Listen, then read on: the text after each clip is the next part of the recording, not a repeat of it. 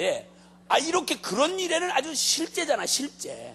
뭐 실제 이론 따로 없잖아요. 그냥 실제야. 돈이 행복의 조건이다 그러면 목숨 걸어버리는 거야. 어디든지 못 가는 나라가 없어. 170여 개 나라가 넘는 나라에 지금 한국 사람들이 다 흩어져 있어가지고 하여튼 무서워. 가는 나라마다 하여튼 그 열대 지방에 가서도 얼마나 막 현지인들을 갖다가 막 일을 시키는데 막 반 잡아놔가지고 그 더운 날 가만히 버텨주는 것만도 생존하기 어려운 나라야. 거기 가서 빨리 이래가지고 거의 사람들 쓰러뜨리고 이렇게 하는 사람은 한국 사람이에요. 한국 사람. 외국 사람이 제일 먼저 배우는 말이 빨리빨리예요. 빨리빨리. 열대 지방에서 그렇게 살다는 죽어요.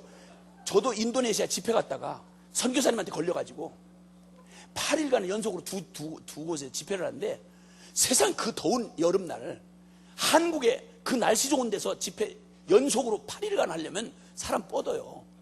근데 그래 세상에 이 선교사님 자기가 죽을 고생을 한 사람이니까 너도 죽으라 이런 식이야. 시키는 대로 했다가 마지막 날 완전히 제가 죽음 직전까지 갔잖아요. 다 죽게 돼가지고 손을 올릴 수도 없을 만큼 막 거의 막 완전히 이 경련이 일어나가지고 이게 거의 죽게 됐는데, 이 양반이 뭐라고 그러면 나 그 선교사님 난 지금도 생각하면 아찔하고, 저분이 저런 분이 어떻게 오래 산다 이런 생각이 들어요. 근데 나를 글쎄 그렇게 뻗게 해놓고는 옆에서 한숨을 푹푹 쉬며 농담도 아니고, 내가 지금 듣고 있잖아요. 나 막 이 사경을 헤매는데 뭐라 그런 거니? 참 여기서 죽으면 비용 많이 나가는데 이래. 이게 농담도 아니고 진짜 걱정을 하면서 날 보고, 죽으면요 퍼스트 클래스 그 비행기 값이 들어간대. 여기에 송장으로 이렇게 뻗어가지고 이렇게 가려면 나 진짜 무서워 죽을 뻔했어. 그때나 늘 바깥에서 객사한다는 게 소원이라고 떠들고 돌아다니다 그때만큼은 한국 가서 죽고 싶어요 이런 생각이 들더라고요. 그리고 뭐라고 그러면 또 한숨을 쉬면서 여기는 죽으면 당일날 처리해야 되는데 썩는데요. 인도네시아 그 열대지방이니까 시체가 하루 만에 썩어버리거든요. 그러니까 이거 빨리 처리를 해야 되는데 큰일 났네 뭐 이러고 농담도 아니고 날 글쎄. 이런 무서운 사람들끼리 서로 선교를 한다고 지금 우리가 있어. 난 진짜 무서워요. 정말 아주 무서워.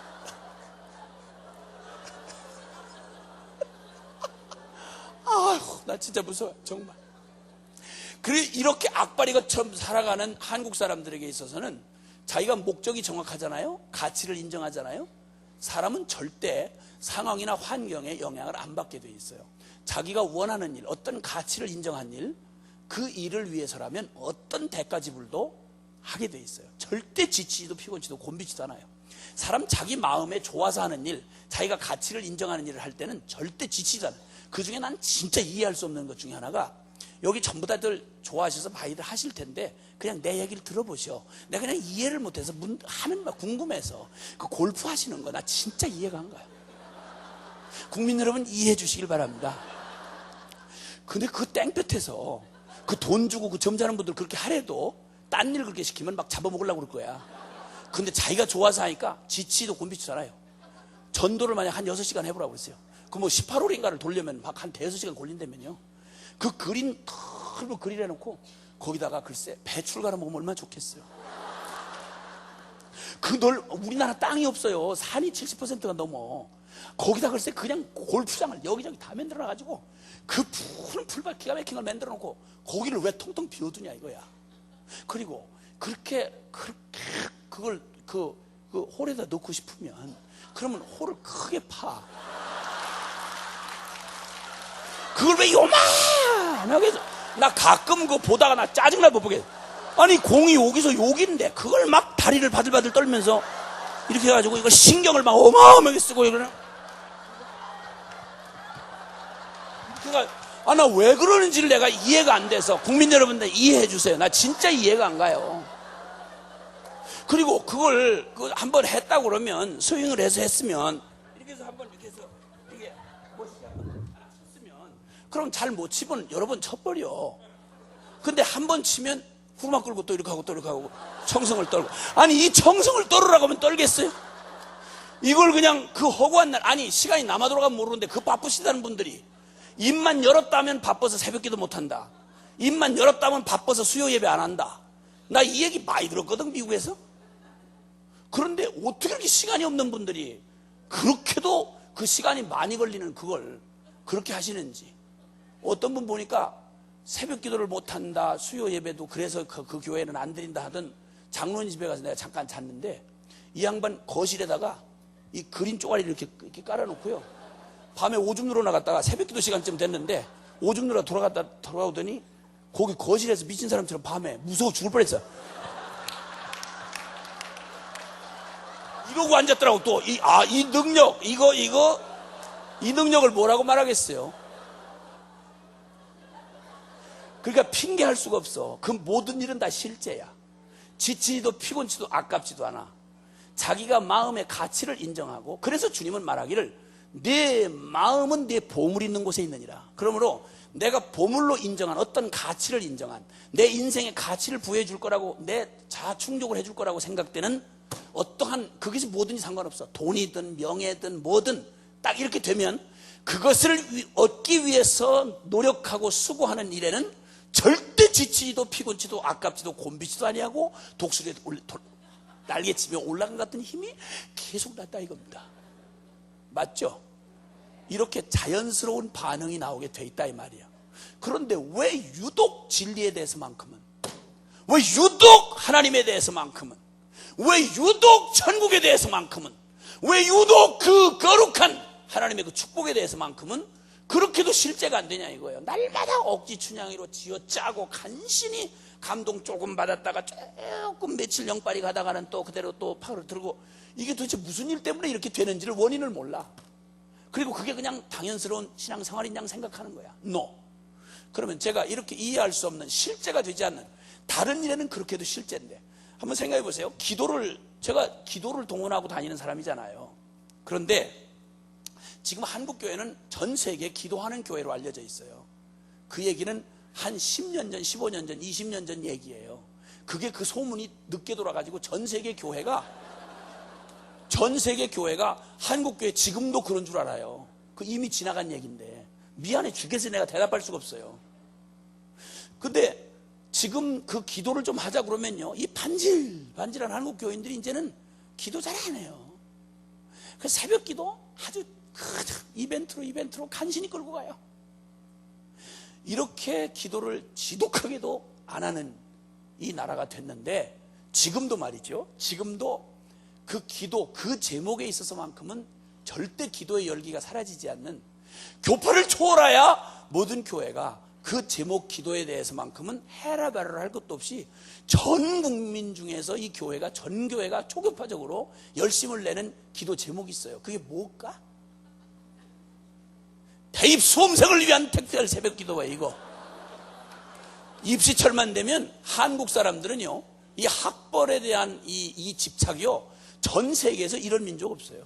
이런 민족 없어요. 하여튼 모든 세계 어느 나라를 가 있어도 무슨 고생을 하고 대가를 지불해도 좋은 대학은 보내야 되는 거예요. 자, 그럼 한번 물어보자고요. 이런 기도는 시키지 않아도 저절로 그렇게 열정적으로 해요. 그런데 이거보다 훨씬 급하다고 하는, 자, 그런데 그거 말이죠, 그렇게 기도를 하는 이유는, 한번 묻겠습니다. 정직하게 한번 대답해 보세요. 생각해 보세요. 이렇게도 한국 사람들이 그렇게 좋은 대학을 보내려고 애를 쓰고 모든 삶의 포커스를 거기다 맞추고 대가 지불을 다 하잖아요. 예. 얼마든지 우리는 가족의 어려움을 겪으면서까지 서로 떨어져서 이별하는 각오를 할 때까지, 아픈 얘기지만 잘 들으세요. 잘 들으세요. 우리는 그렇게 실제로 산다고요.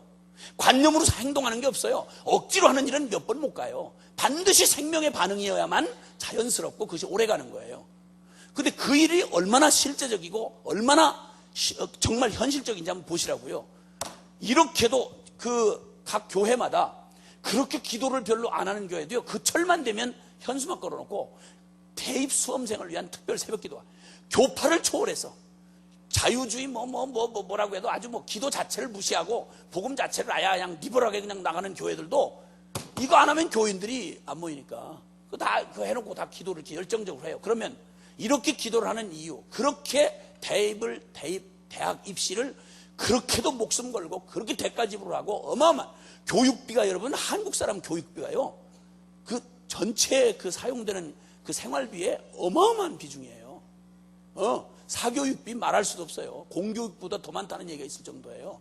이렇게 난리가 되고 이렇게 하는 이유는 한번 물어보겠어요. 대학을 들어가야 팔자가 고쳐지니까, 쉽게 말하면 신분 상승이 되고 밥 먹고 살 거 거리를 만들고 이런 보장된 이런 현실적인 세상에 보장책이 되기 때문에 대학 입시 이렇게 애를 쓰고 그렇게 하려고 할까요? 아니면 숭수학문과 진리를 탐구하기 위하여 대학을 이렇게 보내기를 원할까요? 정직하게 대답해 주세요. 전자야 후자야? 이거라 이 말이에요. 이걸 직시하라 이 말이에요. 그러니까 사람들은 자기가 원하는 가치, 자기가 정말 추구하는 가치를 위해서는 절대 상황 핑계 안 돼요. 무슨 조건을 뛰어넘어서라도 그건 넉넉히 이기게 돼 있어요. 그러니까 대입시는 돈 버는 건, 세상의 명예는, 내가 이렇게 나 좀 이 자아 추구하고 내 자기 만족을 위해서 하는 일은 실제예요. 다 실제. 나 거기다가 이걸 두니까. 그러니까 무슨 대가 지불을 하든지 언제든지 우선순위가 거기에 맞춰져 있고, 그러니까 그걸 위해서 할 때는 지치도 피곤치도 않는다 이 말이에요. 그러면 우리가 고백하는 이 신앙의 이 얘기는 기도가 언제 실제가 된 적이 있냐 이거야. 사람 찾아가는 것만큼만 열정적으로 기도를 믿었더라면, 그러면 사람 쫓아다니면서 도움 구하고 여기저기 사람 그저 눈치 봐 살피면서 이러고 돌아다니는 짓 하는 것보다는 주님 이 기도가 실제, 여기 약속된 말대로만 믿었더라면, 그게 실제가 됐더라면 기도를 해라 말아라 할 것도 없었겠죠. 그렇죠? 맞죠? 네. 그런데 여기서 말하는 기독교의 복음은 실제가 된 적이 없어. 대부분 내가 믿어주는 거, 내 필요를 따라서. 자, 그러면 여기에서 짚어야 할 아주 중요한 게 한 가지 있어. 내가 정말 내 인생을 통째로 밀어넣어서 돈이 절대적인 가치로 인정된 사람을 수전노라고 그래요. 수전노. 돈의 종이다 이 말이에요. 그러니까 내가 누구에게 나의 순정을 바쳐서 그 가치 앞에서는 언제든지 무슨 짓이라도 할 수 있을 만큼 내 인생의 주인 노릇하는 건 뭐냐는 거예요. 그 다음에 그것만 생각하면 날마다 앉으나 자나 깨나 그것만 생각나고, 그거는 저절로 되어지고, 애쓰지 않아도 저절로 에너지가 그리로 쏟아지는 내가 사랑하는 건 뭐냐는 거예요. 이게 바로 우리의 삶을 실제로 끌고 가는, 나의 삶의 실제는 바로 그게 실제인 거예요. 그게 실제인 거야. 그러니까 신앙생활이 저절로 자연스럽지 않게 된다는 가장 근본적인 이유 중에 한 가지는, 여기서 복음이 말하는 그 가치를, 영적인 가치가 한 번도 내게 실제가 돼본 적이 없고, 그 가치에 내 마음을 거기에다가 옮겨놔 본 적이 없는 거예요. 그러니까 주님 말하잖아요. 너희 보물을 어디다 쌓아두라? 어디다 쌓아두라? 하늘에 쌓아두라. 왜? 보물이 있는 곳에 네 마음이 있기 때문에 네 마음을 하늘에다 쌓아두면 그걸 간다 이거야. 자, 그 목동이 말이죠. 이 양이 아주 물을 그렇게 무서워하고 싫어한다네요. 그래서 이 목동이 이렇게 광야에 이런데, 저 몽골 같은 데를 가보면 정말 그 목가적인 풍경이에요. 그 개울이 막 있는 대로 이렇게 제멋대로 흘러가요. 평지니까. 이렇게 할 때 거기를 이렇게 건너려면 물을 건널 때가 많은데, 이 수백 마리 양을 끌고 가려면 양들이 또 고집이 세요. 저 혼자 찾아가지도 못하는 게, 능력도 없는 게 고집이 이렇게 세서 말을 잘 안 들어. 그래가지고 목동이 그 개울을 한번 건너려면 이게 어렵대요. 어떤 때 몰기가 어렵대. 이럴 때면 새끼 데린 양 있잖아요. 새끼 데린 어미양, 그 어미양이 새끼를 데리고 이렇게 가는 양에게서 새끼 양을 목자가 얼른 안아버리는 거야. 안고 물로 풍덩풍덩 들어가 버려요. 이렇게 물로 들어가면 새끼를 딱 뺏긴 순간 양은 온 관심이 그 새끼에게 있는 거예요. 그래서 목자가 들어가는데 그 새끼만 바라보느라고, 물은 무섭지만 새끼가 더 이렇게 들어가는 거야. 그럼 또 양은 또 한 마리가 들어가면 다 단체로 들어간다네. 또 야곱이 꼭 그런 양과 같은 특성을 가지고 계셨던 분이죠. 야곱 형님이. 그분 한번 거의 편집증에 가까운 집착력 있잖아요. 그죠? 편집 증세를 보이는 분 아니에요. 라헬을 사랑해서 7년을 수일처럼 여겼어요. 무슨 연애를 그따위로 해. 손 한 번 못 만져보고 7년을 수일 동안 여기고 기다렸다고요. 라헬한테 홀랑 미쳐서 이러고 빠져서 7년만 기다린 거야. 그때 그 무디였던 장인놈을 잘못 만나가지고, 아니 무슨 딸을 끼워 팔기를 하냐고. 라헬이 동생이잖아. 그 동생을 사랑해서 결혼하려고 그러겠는데, 글쎄 첫날 밤에 그 언니 레아를 갖다 슬쩍 신방에다 밀어넣은 거예요. 텐트에 전기만 있었더라면 그런 불상사가 일어났겠어요? 전기가 없으니까 신방에 들어오는 여자가 누구겠어요? 그냥 누구겠어? 라헬이겠지. 그러고 그냥 그날 밤을 그냥 설명할 수 없이 그냥 지나갔는데, 그 다음날 아침 눈을 떴더니 라헬이 아니고 레아야. 이때부터 복잡해져가지고 정신 사납고, 이렇게 하다가 그 라헬에게 못 푸른 사랑을 라헬이 낳은 아들이 요셉이 있어요. 11 형제들이 있는 이복 형제 중에서 그 요셉만 두드러지게 편애를 하니까, 또 편집증이야 거의. 라헬에게 미쳐서 편집증을 보일 때 라헬을 아주 천국으로 데려가 버리셨어요. 베냐민 낳을 때. 요셉에게 너무너무 편집증적으로 그럴 때 요셉이 팔려가 버렸어. 아들들한테 속여가지고 죽었다고 그냥 마음에 떼내버린 거예요. 이래가지고 나중에 애굽에 그냥 안 들어가죠. 그 요셉이 먼저 가 있으니까 거기를 들어간 거예요. 우리 삶에 진짜 주인 노릇하는 거, 내가 정말 사랑하는 거, 이게 언제든지 실제가 되는 거예요. 실제. 이 가치가, 이게 주인이 그렇게 되는 거예요. 그러면 신앙에서 주님은 이 복음의 이 영광과 이 능력과 축복은 나한테 실제이냐 이 말이에요. 내 삶의 진짜 보배는 뭐냐 이거예요. 나의 모든 걸 투자해도 아깝지 않을 만큼 내 마음을 쏟아서 옮겨놓은 그 가치는 뭐냐는 거예요. 하늘의 가치야 아니면 땅의 가치야. 나야 주님이야. 이 둘 중에 두 주인은 섬길 수 없어. 이것이 결론이 나지 않으면 안 되는 거예요. 자, 그러면 제가 한 가지만 이 주제 앞에, 제가 이해할 수 없는 이 주제 앞에 제가 잠깐 저를 통해서 잠깐 이 주제를 한번 비춰보고 싶어요. 저는 미리 누가 의도했거나 무슨 작정을 해서 제가 기독교를 이해하고 들어온 사람이 아니었어요. 말씀드린 대로 저는 제 과거를 어차피 나흘 안에 다 나올 건데 미리 다 하고서 얘기를 하는 게 훨씬 쉬워요. 피차에 시험이 안 들고. 그래서 저는 이제 화류계 출신이에요. 우리 민족 술 중흥의 역사적 사명을 띠고 이 땅에 오신 우리 부친께서 말로 하자면 고급 잘 나가는 술집을 하셨어요. 제가 술집을 한 게 아니라 우리 아버지가 술집을 했다는 걸 여러분 생각하세요.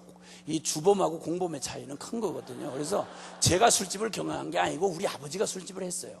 그래서 아주 잘 나가는 기생 누나들을 10수명씩 두고, 거기는 고관 대작들이 들어오시는 집이죠. 그래서 뭐 국회의원 나리 정도, 경찰서장님 정도, 교장 선생님 정도 돼야 들어오세요. 딴 사람은 얼찐얼찐하지도 못해요. 가끔 교감 선생님이 가끔 오실 수 있었어요.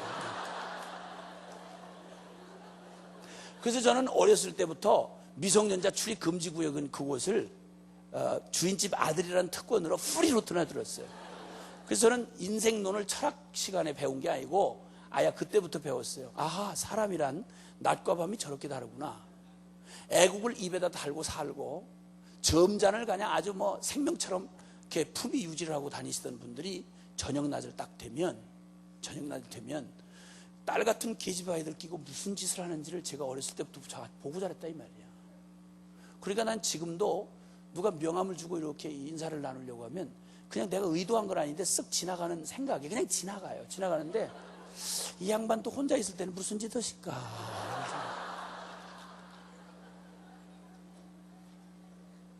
내가 그렇게 생각 안 해서 그러는 건 아니야. 사람은 어디에 와 있느냐, 무슨 말 하느냐, 직업이 뭐냐, 이거 전혀 그 인간 하는데 도움 안 돼요.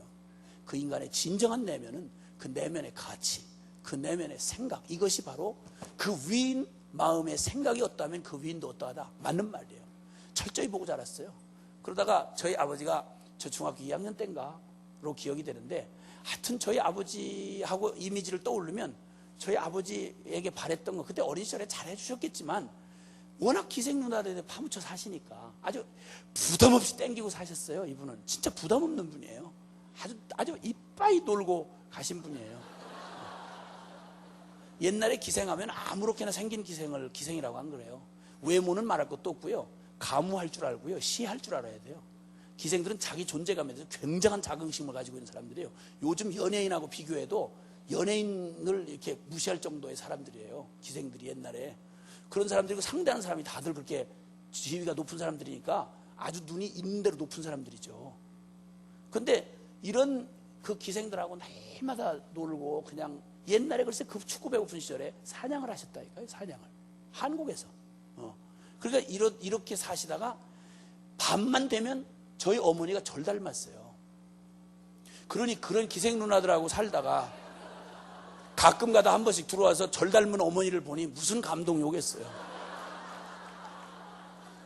한마디로 짜증나는 거지. 이러면 밤 12시 5분 전부터 시작해서 새벽 4시, 5시까지 술을 고스란히 깰 때까지 있는 대로 주정을 하는데요. 나는 김정일이 안 무서운 사람이에요. 그 바쁜 분이 나를 개인지도 하겠어. 개인 관리 못 하잖아요. 우리 아버지가 딱 한 번 주정이 시작되면 4시간, 5시간 잠이 가장 쏟아지는 시간에 죽음을 왔다 갔다 해야 돼요. 여차직하면 불을 막 싸지려고 하고, 사냥총에다가 사냥 엽탄화를 장전해가지고 이 허망한 세상 죽자고 이마에다가 이렇게 총구를 갖다 대고 안전핀 풀고 이렇게 하고 방아쇠에다 손을 대고 이렇게 흔들면, 이건 쐈다 하면 그냥 이건 실수고 뭐고 이거 없잖아요. 그러니까 그냥 총구에 매달려가지고 아버지 용서하세요, 잘못했어요, 뭔지 모르지만 잘못했어요, 이렇게 해서 회개할 제목도 없는데 회개하는 연습을 했으니 얼마나 예수 믿는 일에 도움이 많이 됐겠어요. 이러던 아버지 늘 소원이 뭐냐면, 우리 아버지 언제 저거 숨 끊어지나, 이게 소망이었어요. 소원. 너무 무서우니까. 발자국 소리만 들으면 우리 어머니는 배탈을 해요. 설사를 해. 얼마나 무서운지. 그러던 아버지가 완전히 비명횡사로 돌아가셨는데, 비참하게 돌아가시는데, 어떻게 그 재산들을 어떻게 처리했는지 알거지를 만들어 놓고 저희를 뒷골목에다 처박아 놓고, 주민등록도 없이 사는 사람들이 모여있는 뒷골목에다 처박아 놓고 아주 부담 없이 돌아가셨어요. 이때부터 산다는 일이 그렇게도 처절한 현실일 줄 몰랐죠. 아버지가 사라지면 두려움만 사라지는 줄 알았더니, 아버지를 통해서 공급되어지는 모든 공급마저 사라진 거예요. 이때 아버지의 그런 비참한 죽음과 함께 저는 중학교 2학년 중퇴가 저의 공식 학력의 전부입니다. 지금도 마찬가지고요. 그러니까 강사 선정에 막대한 실수를 하신 겁니다. 그러니까 저는 정식 라이센스라고 하나 있는 건, 일종 보통 운전면허증 그거 하나, 이게 확실하게 있는 건 그거 하나야. 아는 건 예수님밖에 없고. 이런 비참한 놈이 그 기가 막힌 순간에 아버지 잃고 과부 어머니 돈 벌 줄 알아야지. 정말 바보 같은 어머니, 그 어머니하고 뒷골목에서 비참한 하루가 1년 같은 시간을 끔찍하게 보냈어요. 살인, 마약, 음란, 이게 일상으로 돌아가는 뒷골목에서 준비도 안 된 채로 그 기가 막힌 민감한 시기를 처절한 좌절감에 살다가 나중에는 이걸 이길 만한 용기가 없잖아요. 확 그어붙이고 불을 싸질 만한 조폭이 될 용기도 없는 놈이지. 비참하게 짝이 없어. 내가 왜 태어났는지를 모르겠는 거예요. 근데 지금 이렇게 돌이켜볼 때 제가 저의 삶에 고생 조그만 거, 저 연배에 있는 사람들 이런 고생쯤은 다 했죠. 못 먹고 두드려 맞고 이런 것들이야 지나고 나면 다 잊혀져요. 어차피 몸뚱이에 일어난 일이니까. 근데 그때를 회상해서 나에게 가장 고통스러운 거 하나를 꼽으라면 다른 게 아니고요. 다른 고생은 지금이라도 할 수 있어요. 근데 한 가지 가장 끔찍한 저의 그때의 경험을 얘기하라면, 제가 누구 부를 대상이 없었던 거예요. 여러분 생각해 보세요. 여러분 미국에 혼자 딱 떨어졌는데 아무도 아는 사람이 없고 누구를 부를 사람이 없다고 생각을 해보세요. 얼마나 끔찍한가. 내가 이 기가 막힌 절망의 터널을 지나는 동안에 내가 누구한테 날 좀 도와줘요, 날 좀 도와줘요, 이렇게 부를 대상이 없는 거예요. 내가 누구 신의 이름을 아나, 내가 들어를 받나, 복음을 들어를 받나, 부를 대상이 없는 거예요. 이렇게 끔찍하고 비참할 수가 없더라고요.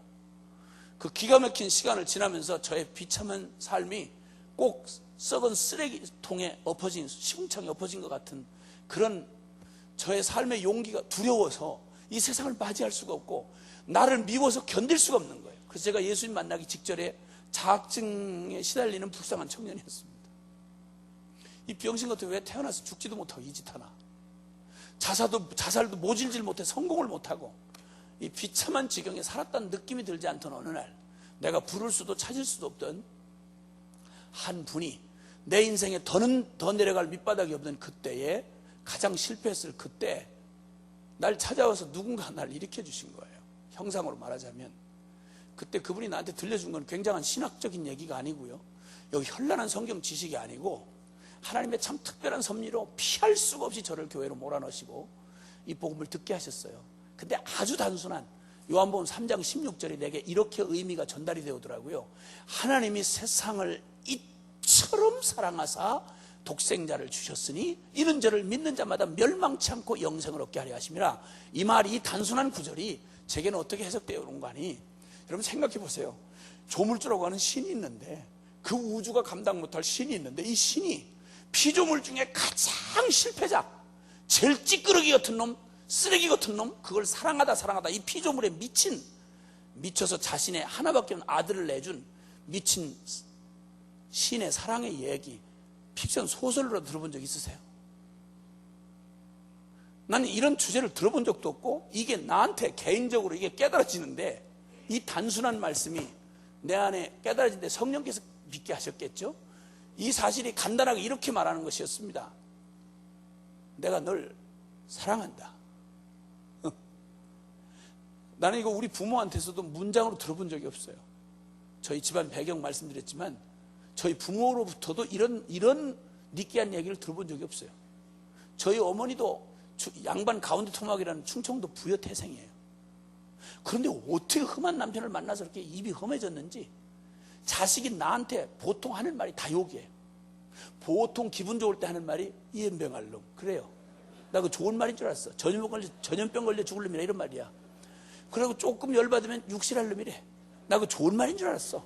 나중에 사전을 찾아봤더니 6토막 내서 죽이는 걸 육시하다 그래.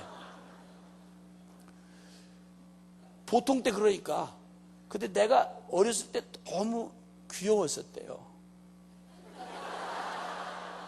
아니 어렸을 때 그때 아주 내가 너무 오동통통통 살이 이쁘게 잘 먹고 살았으니까. 우리 제 연배에 있던 사람들은 그때 살 붙은 사람이 거의 없었잖아요. 근데 아주 얼마나 살이 막 아주 통통한지 탱탱한지 소세지처럼 탱탱해가지고 아주 이렇게 하면 터질 것 같고 아주 깨물어주고 싶을 만큼 내가 그렇게 이뻤대네. 우리 어머니한테. 근데 그 어머니가 제가 제일 이빨이 이쁠 때 이걸 표현을 해야 되잖아요. 그러면 너무 이뻐서 이걸 어떻게 할 줄 모르다가 표현을 하는 말이 뭐라고 하니? 아이고 망할 놈의 새끼. 그러고 이빨이 이쁠 때 망할 놈이니까 열받으면 말도 못하죠. 열받으면 12번 호랭이 물어갈 놈 뭐 이런 소리 뜯어갈 놈 별소리 다 했어요. 강아지한테 물려도 심각한 얘기인데 호랭이가 12번 뜯어가면 내가 뭐가 남겠냐. 우리 어머니가 생모예요. 생모. 계모가 아니고 생모인데 그따구 저걸 했다니까. 이런 배경에서 자랐던 제가 지금은 제가 목숨보다 더 사랑하는 그분이 누군가 했더니 제가 지금은 제 목숨보다 더 사랑하는 우리 주님이시. 저한테 찾아오셔가지고 내가 그분을 들을 수도 없고 알 수도 없잖아요. 기가 막힌 상황으로 나를 몰아서 그 절망의 순간에 자학증에 시달리고 있을 때 기가 막힌 역사로 나를 몰아서 교회 앞에 서게 하시고 거기서 복음을 듣게 하시는데, 신학적 대단한 진리 뭐 이런 거 말고 성경 간단한 이 구절을 통해서 십자가 복음이 단순하게 들려졌는데, 그게 이 절박하고 가난했던 내 심령 안에 이게 그냥 믿어진 거예요. 그 주님이 들려주신 딱 한마디가 내가 널 사랑한다. 한마디 더 깨닫게 해주신 말은 너는 망한 술집 아들 놈이 아니고 내가 너를 대신해서 죽을 만큼 너는 소중한 놈이다. 그게 그냥 여기에 이게 그냥, 난 이거 픽션 소설이라도요, 난 평생 미쳐서 살다가 죽을 것 같더라고. 그냥 소설 얘기라도. 근데 그게 사실로 내 심령에 믿어졌으니 내가 어떻게 뒤집어졌겠어요. 이게 실제가 된 거니까. 이게 획가닥 뒤집어졌습니다. 진짜 홀랑 미친 거죠. 홀랑 미친 겁니다. 여러분, 그냥 미쳤다는 말하고 홀랑 미쳤다는 말은 차이가 있는 겁니다. 벗었다는 말도 그냥 벗었다는 말하고 홀랑 벗었다는 말하고는 내용이 다른 것처럼 미쳤다는 말이 그렇습니다. 아주 진짜 홀랑 미쳤습니다. 그날 이후로 누가 제자 훈련 가르쳐준 것도 아니 70대 초니까 예수님을 만났는데 이거를 어떻게 내가 이 보이지 않는 하나님이신 주님 앞에 이 감사를 표현할 줄 모르겠더라고. 그때 제가 서원한 게 무소유로 살겠다고 서원을 했어요. 그리고 나 그날로부터 시작해서 주의 종으로 부름받는, 이 전임 사역자로 부름받는 동안까지 10년을 신앙생활 한 교회에서 했는데요, 그날부터 10년을 눈물로 찬송을 부르면서 살았어요. 눈물로. 그것도 아주 트레디셔널한 이 찬송가만, 그것도 전혀 리듬이나 멜로디가 필요 없는 시골교회에서, 옛날 한국의 70년대 시골교회란 분위기가 어떠냐면 할머니들하고 아줌마들만 나와가지고 반주도 없고 박자도 없어. 그래가지고 보통 찬송이 600곡이다 한 곡이지. 내 주를 가까이 하려 함은 장이 바뀌면 저 높은 곳을 향하여 날마동 나아갑니다. 이제 이렇게 부르는 찬송, 거기에 노인네들 틈에 껴가지고, 아줌마들 틈에 껴가지고 젊은 놈이 거기 껴가지고 찬송을 부르는데 멜로디 없어도 좋고 리듬이 없어도 좋은데 난 무슨 노래가 이런 노래가 다 있어. 나는 기생 누나들이 가르쳐준 구세어라 금수나 신라의 달밤 이런 거밖에 모르던 놈인데 어떻게 무슨 가사 이런 게 다 있냐고. 10년을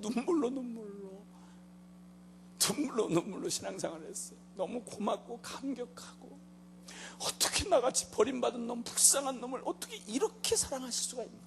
안 줘도 좋았어. 다른 거 다 필요 없었어. 나한테는 주님이면 충분했어. 이렇게 미쳐가지고 주님 앞에 막 처음 신앙생활 뜨겁게 시작을 하는데, 난 천국 예수 믿으면 천당이, 안 믿으면 지옥 그래가지고 난 천당 진짜 예배 드리다가 천당 데려가신 줄 알았어요. 모르니까 나는 안 못하잖아. 그래서 예배 시간마다 언제나 데려가나 이런 생각으로 그러고 기다렸다고요. 지금도 주님이 증인이시면 나 정말 천국 가고 싶은 사람이에요. 복음을 위해서 나를 남겨놓는 목적 외에 나 정말 주님 천국 빨리 가고 싶은 사람이거든. 왜냐면 천국은 나한테 이 세상보다 훨씬 더 실제거든. 내가 사랑하는 사람들 거기 가 있고, 내가 그렇게도 목숨보다 더 사랑하는 우리 주님 거기 계시고. 그런데 문제는 주님이 빨리 천당 안 데려가는 데서부터 문제가 복잡해 꼬이기 시작했다 이겁니다. 이게 어려운 거예요. 이게 믿으면 곧바로 천당 데려가 버리면 고민할 것도 없잖아. 부흥회를 왜 해 우리가 이 어렵게, 솔직한 말로. 그런데 주님이 안 데려가시니까 웬 여자가 하나 따라다니기 시작했다고요. 아니 이건 중요한 얘기예요. 그 여자가 날 따라다녔다고, 내가 그 여자를 따라다닌 게 아니고. 근데 어쨌든 그래가지고 미안해 같이 살기를 시작했죠. 너무 따라다니니까. 그래서 이제 애들을 주님이 5을 주셨어요. 5 주셨는데 이름 지은 거 보면 저희 집안 분위기가 이해가 되실 거예요. 큰 애는 요한계시록 2장 10절 죽도록 충성하라. 그러면 생명 면류관을 네게 주리라 해가지고, 어떻게 나 같은 죄인 놈의 가문에 세상의 천하와도 못 바꾸는 이 하나님의 생명을 주시나 싶어서 죽도록 충성하라 그래서 김충성. 그 다음에 둘째 아이는 인애, 하나님의 조건 없는 사랑, 인애. 그 다음에 아까 얘기한 부담스러운 찬송.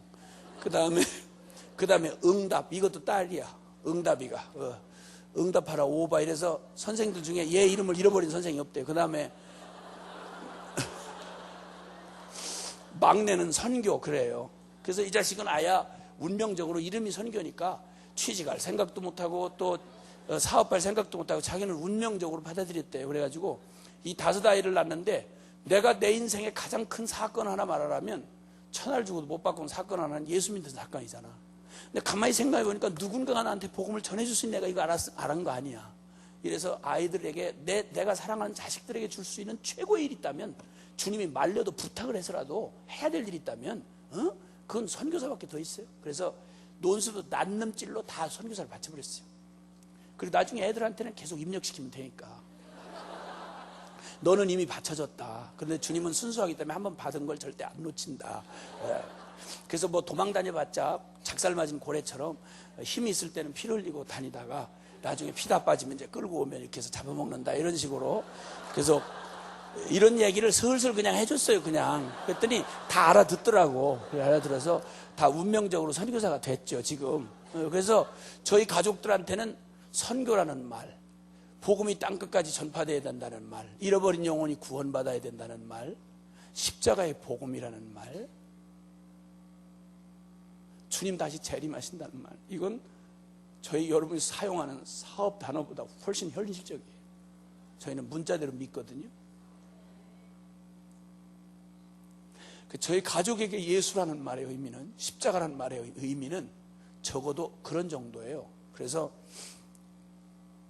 이 아들놈, 이 아이들이 얼마나 운명적으로 받았는지, 막내 이 자식이 김성규라는 놈이, 이게 중학교 3학년을 글쎄 이런 미치겠이 같은 집안에서 저희 부모 둘을 완벽하게 속이고 학교에서 할 수 있는 모든 짓을 다 했어요. 모태신앙들만 다 데려다가, 그것도 상위권 안에 10위권 안에 드는 애들 모태신앙만 다 불러다가, 너네 나중에 이 학교 중학교 마치고 나면 너희가 이제 죄를 질 수가 없다. 그러니까 이때 빨리 져야 된다 이러고는 애들을 다 데리고 다니면서 별짓을 다 하고 돌아다녔대 이 자식이. 글쎄 나중에 그걸 우리 몰랐잖아요. 한꺼번에 와 황당하게 짝이 오고. 그래서 나 너무 기가 막히고 그래서 근데 그놈 하여튼 어떻게 패다가 안 돼서 너 좀 이젠 너 아무래도 숨을 그만 쉬어야 되겠다. 그랬더니 숨을 더 쉬고 싶다고 그랬어요. 그래서 그럼 숨 쉴 짓을 해야 될 거 아니야 이 자식아. 너 왜 이따위 짓을 했어? 그랬더니 그 내용을 종합해 보니까 이런 생각이 너무 앞서간 거예요. 뭐냐면 자기는 한 번도 선교사가 안 된다는 걸 생각해 본 적이 없대요. 그럼 너 그 말하고 지금 이따위 짓을 한 거하고 어떻게 그게 맞는 말이냐 그랬더니 맞는데 어떻게 맞냐 그랬더니 자기는 어차피 선교사가 될 수밖에 없는 운명이기 때문에 나중에 선교사가 된 다음에 타락을 하면 얼마나 많은 영혼을 다치겠냐 이거야. 그러니까 빨리 타락하고 회개를 한 다음에 선교사가 돼야 된대. 이래서 깊이 생각한 나머지 그렇게 타락을 했대네. 나 이런 분이 같은 놈하고 같이 살아요 저희는. 하여튼 그래가지고는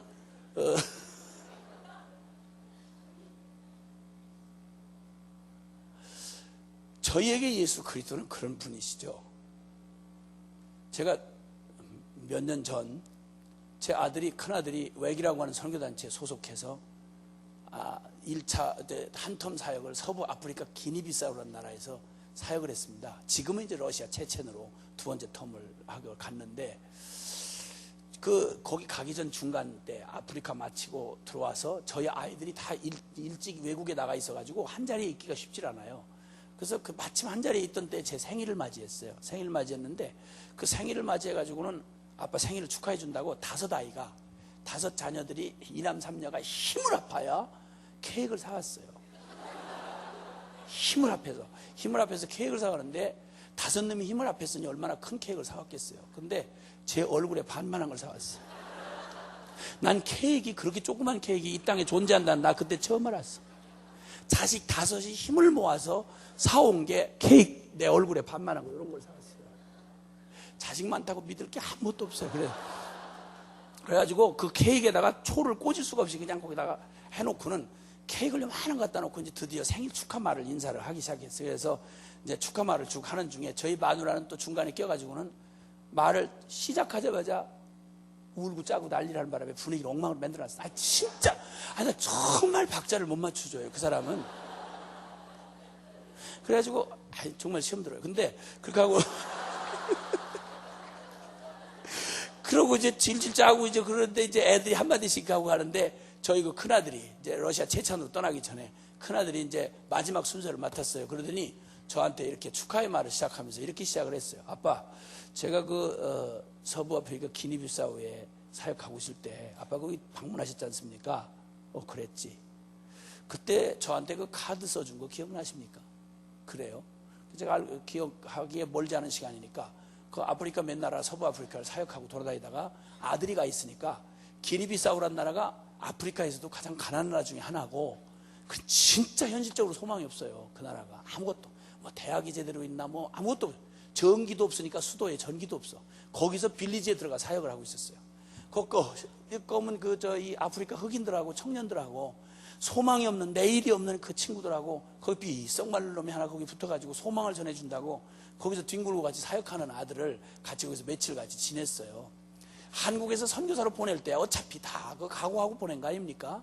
근데 앉아서 보낼 때 하고 제가 거기서 같이 지내는데 제가 어지간하면 잠을 못 자는 사람이 아닌데 더워가지고 밤새 앉아서 이게 부채질을 했어요. 밤새 부채질하고 잠을 설쳤죠. 삐썩 말르니 가지나 살집이 없는 놈이 한 10kg는 빠진 채로 그 소망 없는 청년들하고 같이 거기 뒹굴면서 거기 있는 놈을 주야장창 거기서 이제 섬길 텐데 그 놈을 두고 나는 서울로 와야 되잖아요. 근데 인간적인 생각이 좀 들어오면서 그 마지막 날 밤이 참 어려웠습니다. 아주 착잡하고 마음이 어려웠습니다. 이때 착잡하고 마음이 어려운 저를 이거 아무래도 별 생각이 다 오고 가 인간적인 생각에 나같이 막 불러먹은 놈이 이런 데는 딱 맞는데 내가 이런 묶인데 아깝지 않은데 나 같은 놈이 여기서 사역하기에 우리 아들은 조금 그래도 좀 나보다는 기회가 있는 놈인데 조금 더 이런 생각이 들면서 인간적인 생각이 마음이 너무 어려운 거예요. 참아두고 떠날 수가 없는 거예요. 너무 어렵더라고요. 그래서 제 마음을 흔들리는 제 마음을 채찍질하면서 제가 주님을 향한 저의 신앙의 고백을 담아가지고 그 꽉대기를 쭉 찢어가지고서는 제가 뭐 카드 만들고 이렇게 그런 걸 잘 못하거든요. 꽉대기 하나 쭉 찢어가지고 꼭 박스 있잖아요. 그 종이 박스 쭉 찢어가지고 거기다 그냥 이렇게 대강 저의 신앙 고백을 거기다 적었어요. 적는데 그 얘기를 하는 거예요. 아빠 그때 제가 아빠 남겨주고 간 그 카드 거기 떠날 때까지 제가 늘 벽에다 붙여놓고 힘으로 꺼냈습니다. 그 마지막에 뭐라고 쓴지 기억나십니까? 카드를 생각해낸 거면 또 나한테는 대단한 일이에요. 근데 그 내용까지 생각을 하라는 건 이건 좀 무리한 요구였죠. 그래서 네가 내 기억력을 알지 않냐 그랬더니 얼른 눈치를 채고는 제가 말씀드리죠. 그러더니 마지막 그 카드에다 쓴 말을 얘기하는데 제가 생생히 기억이 나더라고요. 왜냐면 그날 밤 고민하면서 제가 고백한 말이거든요. 거기에 제가 이렇게 고백을 했다고 그래요. 아빠 이렇게 쓰셨습니다. 사랑하는 아들아, 우리 땅 끝에서 죽어 하늘 복판에서 만나자. 아빠 제가 그 말을 마음에 새겼습니다. 믿음의 선배돼 주셔서 고맙습니다. 저 땅 끝으로 알려져 있는 러시아 체첸 민족 위해서 저의 두 번째 텀 결정했습니다. 땅 끝에서 죽어 하늘 복판에서 아빠 만나고 싶습니다. 고맙습니다. 케이크라고 요만한 거 사다 놓고 감동은 엄청 줬습니다. 저희에게는 적어도 선교란 주제는 저희 가족에게는 그렇습니다. 십자가, 예수 그리스도, 저에게는 그렇습니다. 여러분에게 묻고 싶습니다. 여러분에게 예수 그리스도는, 여러분에게 십자가는, 여러분에게 선교는 도대체 어떤 비중이신지를 묻고 싶습니다. 왜냐하면 피해갈 수 있는 주제가 아니거든요. 내 삶을 실제로 움직이는 나의 주인은 무엇인가? 그리고 내가 자나깨나 앉아나서 의식하지 않아도 저절로 그 생각나고 그것만 생각하면 힘이 솟는 내가 진정 내 마음 다해 전심으로 사랑하는 그건 뭔가? 여러분 이거 살피지 않는 한 나에게 실제가 되는 건 언제든지 내 마음의 보물자리를 차지하고 있는 이게 바로 실제지 다른 건 상대적인 게 될 수밖에 없어요. 오늘 주님 앞에 하늘나라는 밭에 감추인 보화를 발견한 어떤 농부와 같다. 여러분 주님의 이 신앙이 실제가 되는 일, 생명의 실체가 되는 일은 바로 우리의 마음 중심에 달려있는데 성령께서 바로 이 일을 위해서 저와 여러분에게 이 진리가, 이 천국이, 이 예수님이 우리에게 실제가 되기 위하여 성령은 우리의 마음을 다루시는 것입니다. 성령이 수술하셔서 우리의 마음에 주님 아닌 내가 주인 삼았던, 내가 사랑했던 것, 그것 주님 내려놓게 하시고 두 주인은 있을 수 없어요. 혹시 이 찬양을 아나요? 내가 주인 삼은 모든 건 내려놓고, 이거 혹시 아시나요? 이 찬송을 한번 우리의 고백처럼 한번 불러보고 싶은데 누구 반주만 간단하게 좀 해줄 수 있나요? 혹시 누가? 가능합니까? 반주 없어도 우리 할 수 있나요? 그러면? 좋아요. 가능하세요? 예, 하시면 좋겠어요. 제가 부르면 부담될 거예요. 내가 주인 삼은 모든 것 내려놓고, 오늘 말씀 생각하시면서 우리에게 주님이 실제가 되는 단 한 가지는 주인 바뀌지 않으면 안 됩니다.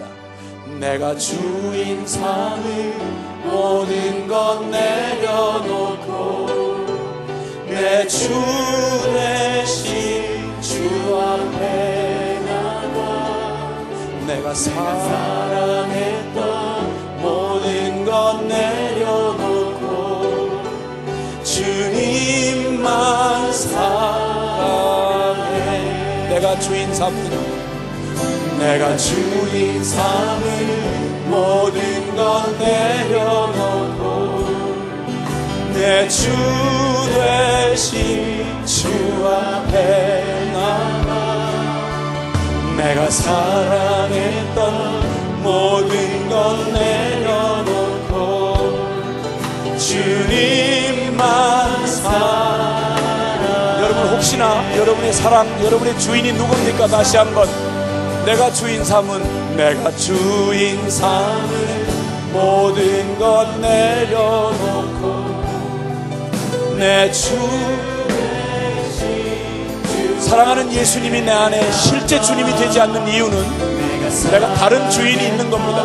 모든 것 나의 사랑의 전부가 될 수 없는 까닭은 내가 마음 빼앗긴 그 무언가가 사랑에 있는 것입니다.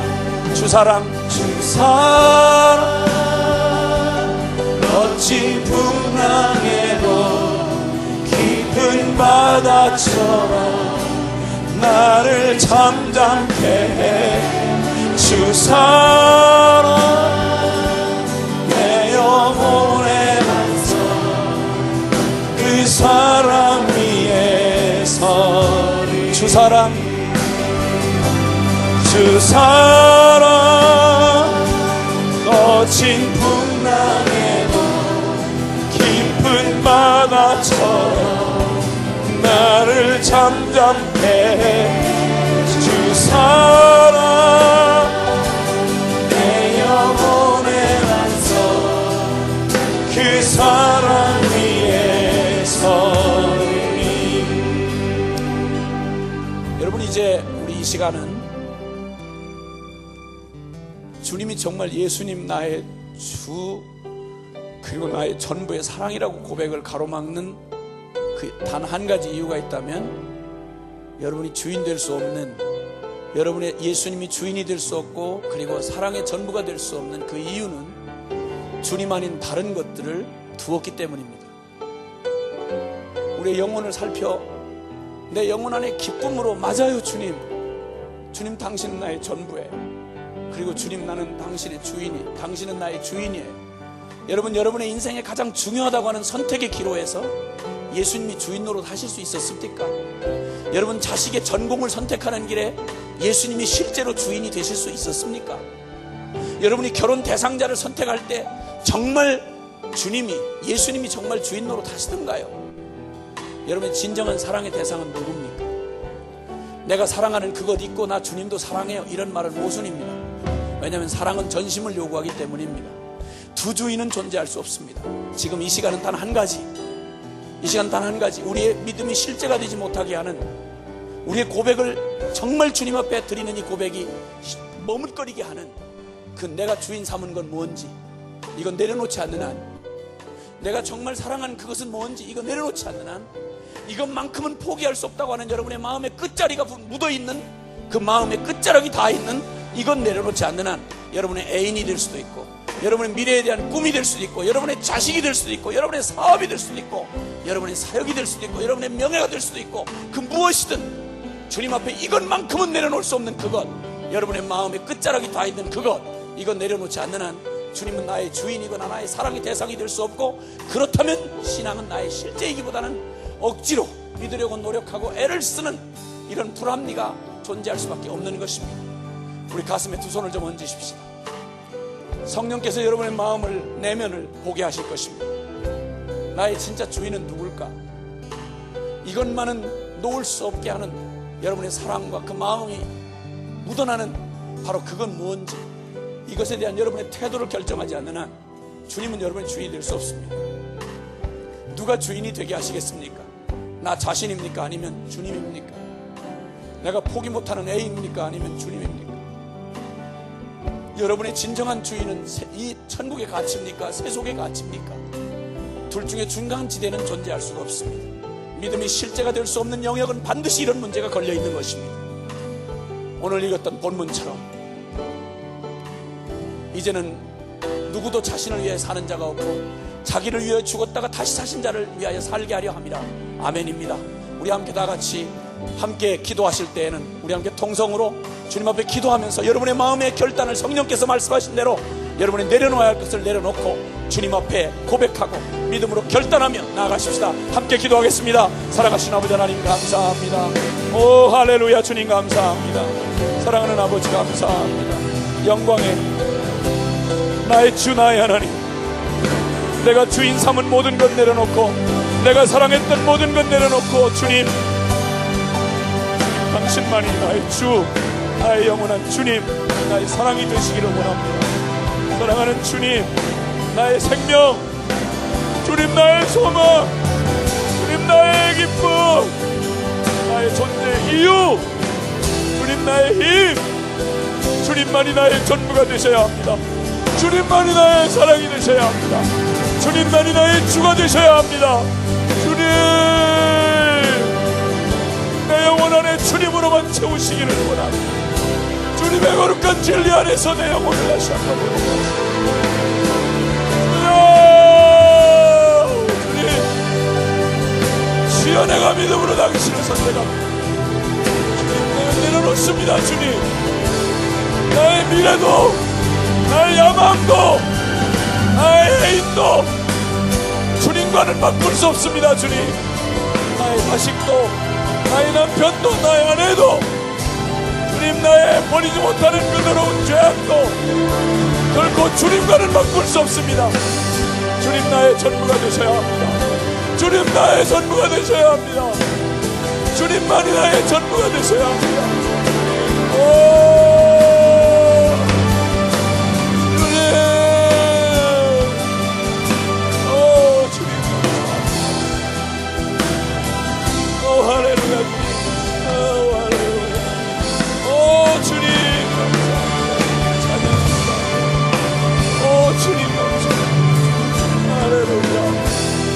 주님 감사합니다.